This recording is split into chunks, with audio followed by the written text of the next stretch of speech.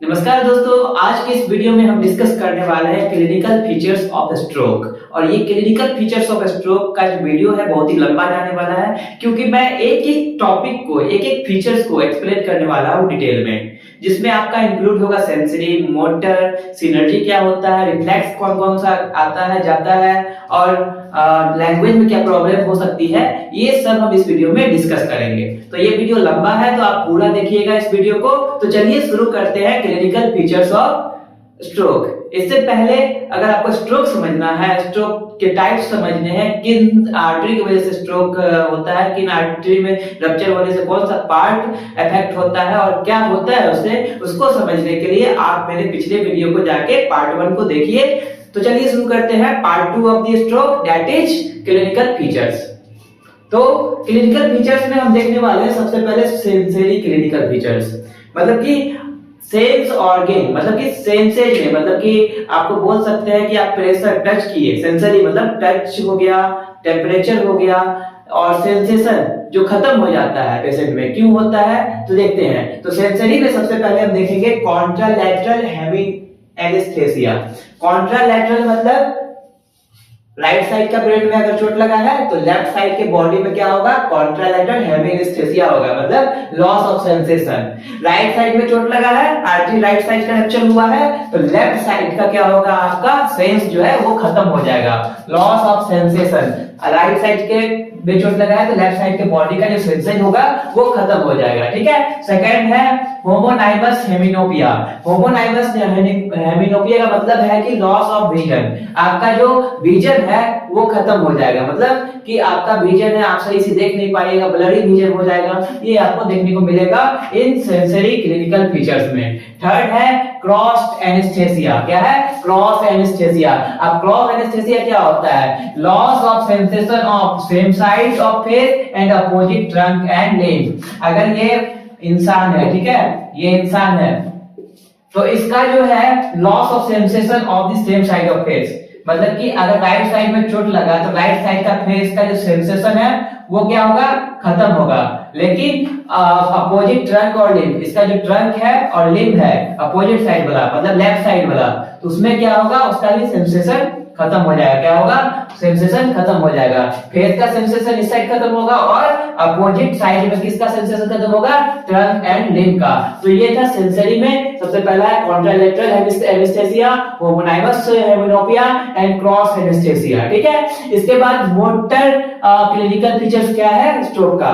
Motor मतलब कि अगर हम हाथ उठा रहे हैं, ठीक है, तो ये हमारा वर्क कर रहा है, तो मोटर हेमिस मतलब मोटर क्लिनिकल फीचर्स देखने वाले हैं। तो मोटर क्लिनिकल फीचर्स में क्या होता है ना, जब आपको स्ट्रोक होता है तो सबसे पहले आपका बॉडी का जो टोन होता है, मसल का जो टोन होता है वो डिक्रीज हो जाता है। क्या होता है, फ्लैसिडिटी के कंडीशन में आ जाता है बॉडी। जब भी सबसे पहला आपका स्ट्रोक आपको हुआ, आप हॉस्पिटल गए, हॉस्पिटल से आने के बाद आपका क्या होगा, फ्लैसिडिटी के कंडीशन में, मतलब कि आपका जो मसल टोन है वो अचानक से कम हो जाएगा। क्या होगा, फ्लैसिडिटी हो जाएगा, कुछ हाथ भी नहीं उठा पाइएगा, मतलब पूरा फ्लैसिड लचीलापन हो जाएगा।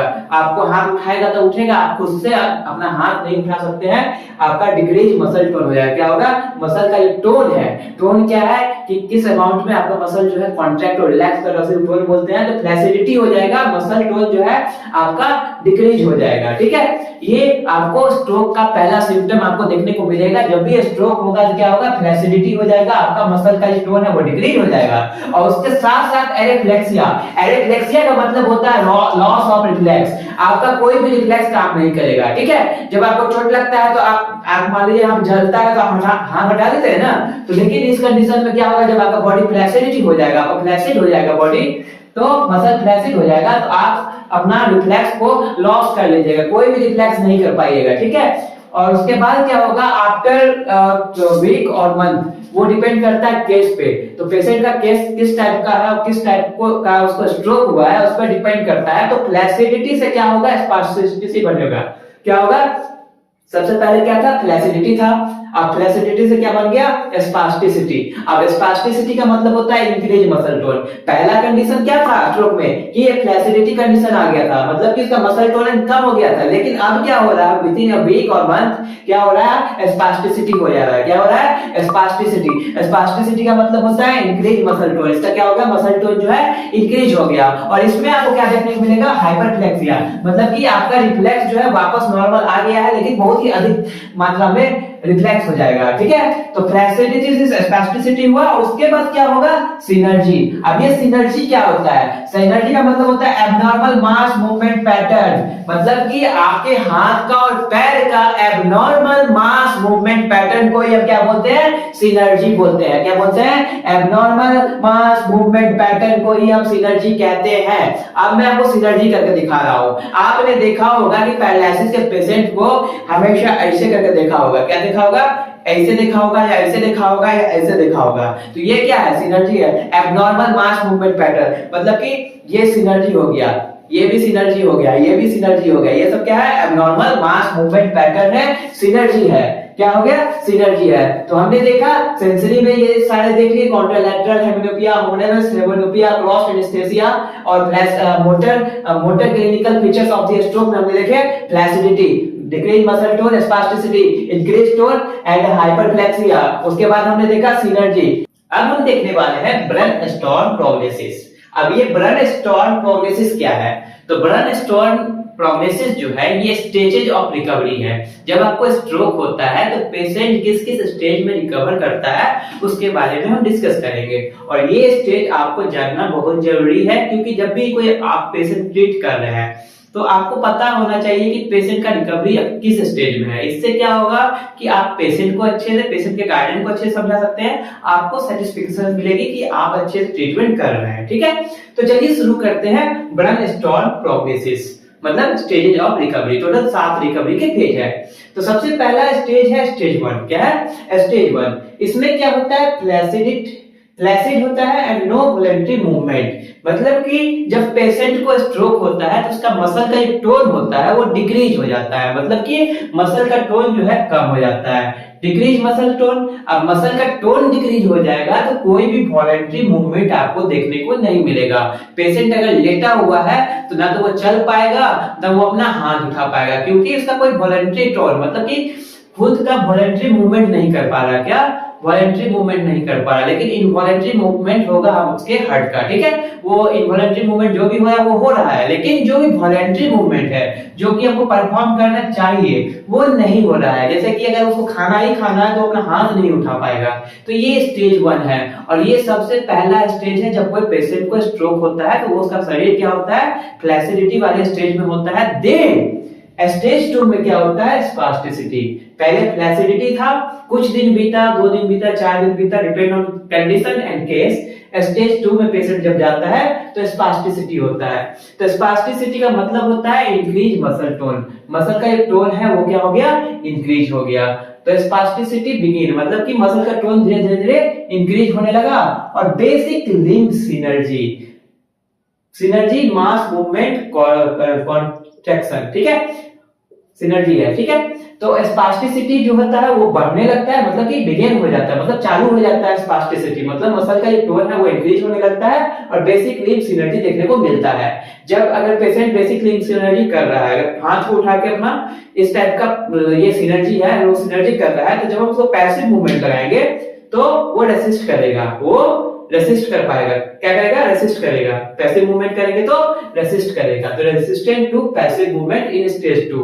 पहला फ्लैसिडिटी था, सेकंड क्या हुआ, स्पास्टिसिटी। स्पास्टिसिटी में इसका मसल टोन इंक्रीज हो गया और बेसिक लिंब सिनर्जी देखने को मिलेगा, जिससे क्या होगा, बेसिक पैसिव मूवमेंट जो होता है उसमें रेसिस्टेंट आने देखने लगेगा। ठीक है, रेसिस्टेंस दिखने लगेगा।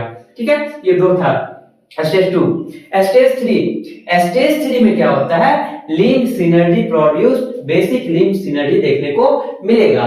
क्या होगा, आप क्या है, स्पास्टिसिटी पूरा हो गया, मतलब उसका मसल पूरा टोन इंक्रीज हो गया, तो मसल टाइट हो गया। अब स्टेज 3 में पेशेंट आ गया। अब स्टेज 3 में क्या होता है कि लिंब सिनर्जी, उसका अपर लिंब का सिनर्जी और लोअर लिंब का सिनर्जी दोनों क्या होगा, प्रोड्यूस्ड हो जाएगा। क्या होगा, स्टार्ट हो जाएगा और क्या होगा, बेसिक लिम्ब सिनर्जी देखने को मिलेगा। क्या होगा, बेसिक लिम्ब सिनर्जी देखने को मिलेगा। अब ये लिम्ब सिनर्जी क्या होता है, किस टाइप का सिनर्जी होता है, फिक्स होता है, फ्लेक्सर होता है, एक्सटेंशन होता है या मिक्स्ड होता है, ये हम देखेंगे किसी वीडियो में। एक स्पेसिफिक टॉपिक ऑफ सिनर्जी मैं बना दूंगा और उसके बाद एक वीडियो में तो रहेगा ही, मतलब कि क्लिनिकल फीचर हम देख ही रहे हैं, तो प्रोग्नोसिस देख रहे हैं, ब्रेन स्टोन प्रोग्नोसिस का स्टेज 3 में क्या होगा, लिम्ब सिनर्जी जो है प्रोड्यूस हो गया और बेसिक लिम्ब सिनर्जी आपको देखने को मिलेगा। यहाँ पे क्या होगा, initiation of synergy, synergy start हो गया। कौन कौन सी सिनर्जी है, फ्लेक्सर सिनर्जी, एक्सटेंशन सिनर्जी और मिक्स सिनर्जी है। तो मैं एक बस सिंपल में बता दे रहा हूँ, फ्लेक्सर सिनर्जी जो होता है ये हल्का रिट्रैक्ट होके इस टाइप का फ्लेक्सर सिनर्जी होगा, एक्सटेंसर सिनर्जी इस टाइप का होगा, मिक्स सिनर्जी इस टाइप का होगा। तो ये तीन टाइप के सिनर्जी जो है स्टेज 3 में आपको इनिशिएट हो जाते हैं, ठीक है।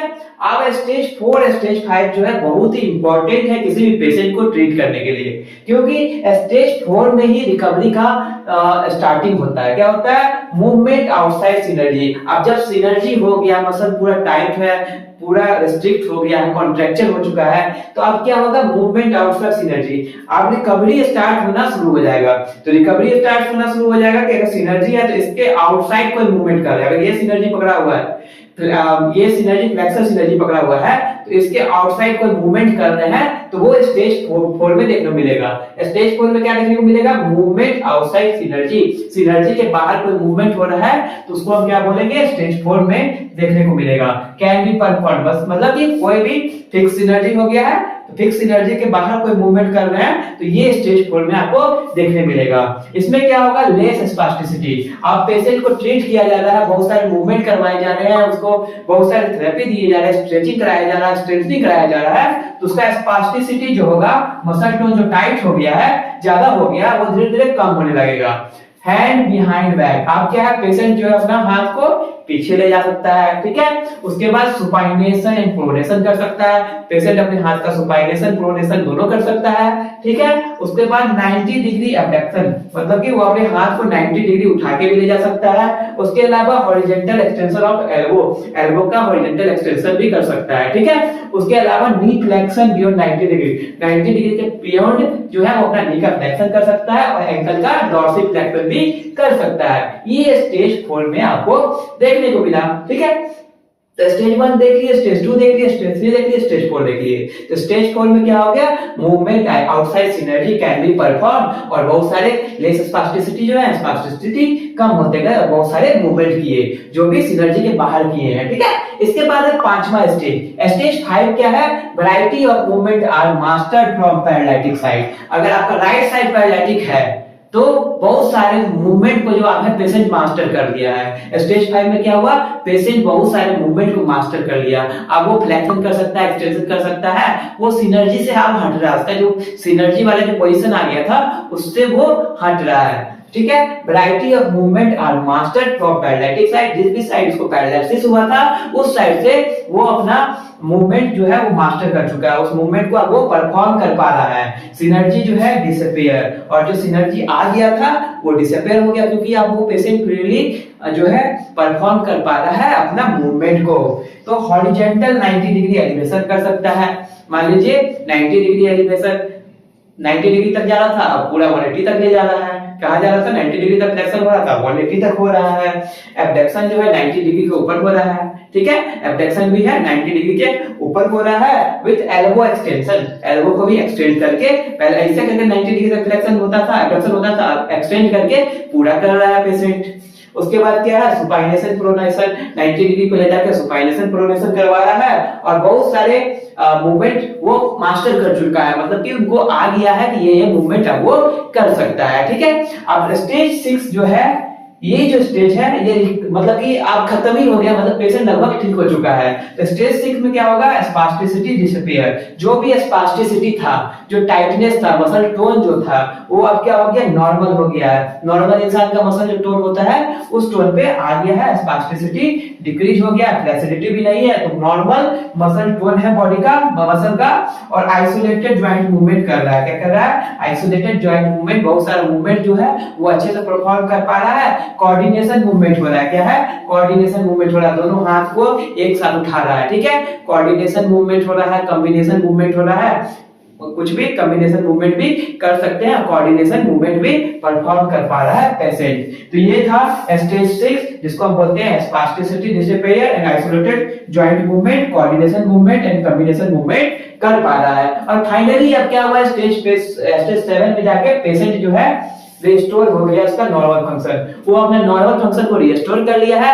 पेशेंट अब पूरा तरीके से ठीक है, अब उसको कोई भी दिक्कत नहीं है, स्ट्रोक को वो रिकवर कर चुका है और फ्यूचर में ना कोई स्ट्रोक आए तो उनको अपने ब्लड प्रेशर और बहुत सारे मेडिसिन वगैरह जो लेते हैं उन पर ध्यान दें और प्रॉपर एक्सरसाइज करते ही रहे, क्योंकि अगर प्रॉपर एक्सरसाइज नहीं करेंगे, मेडिकेशन नहीं लेंगे तो हो सकता है फिर से स्ट्रोक आए तो फिर से उनको दिक्कत हो। तो बेसिकली ये ब्रेन स्टॉर्म जो प्रोग्नोसिस है, मतलब कि 7 स्टेज ऑफ रिकवरी, ये इंपॉर्टेंट है आपको जानने के लिए, क्योंकि आपका एग्जाम में पूछ सकता है और एज ए थेरेपिस्ट और एज ए पेशेंट को समझाने के लिए आपको ये जरूरी है कि आप स्टेज 1 में थे पहले, आप स्टेज 2 में आ गए, फिर 3rd में आ गए, अब 4th जो है अब खत्म ही होने वाला है, आपका पेशेंट ठीक होने वाला है। तो ये आपके लिए बहुत ही इंपॉर्टेंट है, ब्रेन स्टॉर्म प्रोग्नोसिस। तो मिलते हैं नेक्स्ट वीडियो में और नेक्स्ट टॉपिक पे मिलते हैं, जो हम पढ़ने वाले हैं स्पास्टिसिटी क्या होता है और कौन कौन सा स्पास्टिसिटी कहाँ होता है, और इसके अलावा हम पढ़ेंगे रिफ्लेक्सेज और सिनर्जी। तो देखते हैं अगले टॉपिक में।